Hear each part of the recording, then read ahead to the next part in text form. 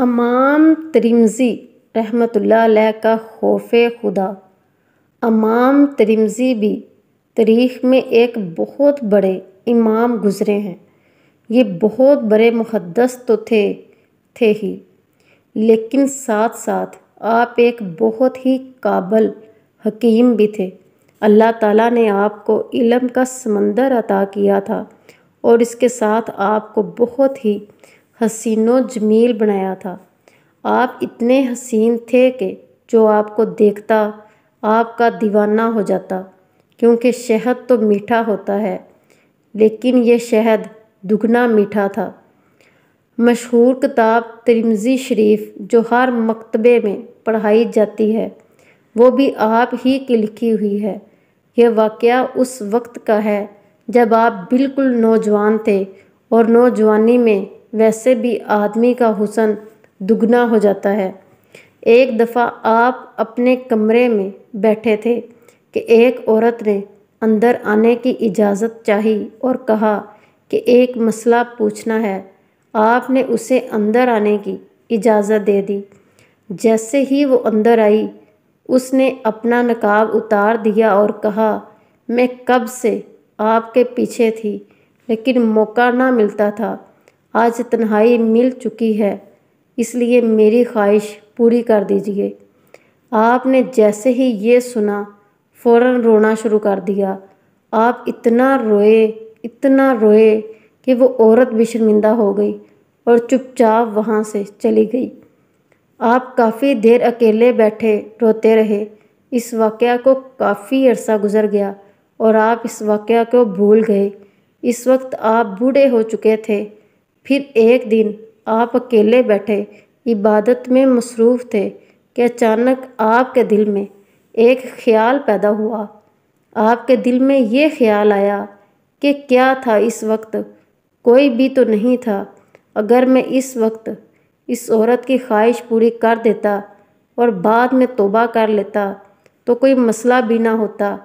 جیسے ہی آپ کو یہ خیال آیا، فوراً آپ نے اللہ کی بارگاہ میں توبہ کی اور کہا کہ جب میں جوان تھا اور اس بات کی طاقت بھی رکھتا تھا، اس وقت تو یا اللہ تو نے مجھے بچا لیا، لیکن اب میں بوڑھا ہو چکا ہوں اور اس بات کی طاقت بھی نہیں رکھتا، تب میرے دل میں یہ گناہ کا خیال کیوں آ رہا ہے؟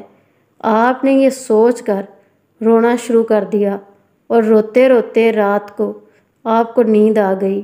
جب آپ سوئے تو خواب میں سرور کائنات، سرکار دو عالم، فخر موجودات، پیارے نبی حضرت محمد مصطفیٰ صلی اللہ علیہ وآلہ وسلم کی زیارت ہوئی۔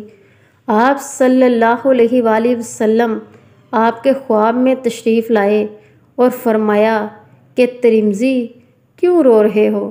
آپ نے فرمایا کہ جب میں جوان تھا اس وقت میں خدا کے خوف کی وجہ سے رونے لگ گیا تھا، یعنی اس وقت میرا دل صاف تھا، لیکن اب میں بڑھاپے میں آ گیا ہوں اور میرا دل بھی اللہ کے خوف سے نکل چکا ہے، تو اس کا مطلب میرا دل سیاہ ہو گیا۔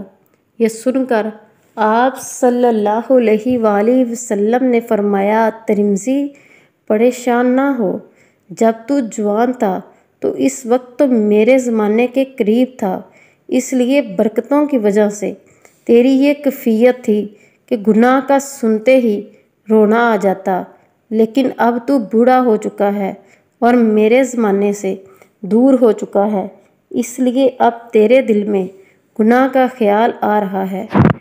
آخر میں اللہ تعالیٰ سے دعا ہے کہ اللہ تعالیٰ ہمیں سمجھنے اور عمل کرنے کی توفیق عطا فرمائے، آمین۔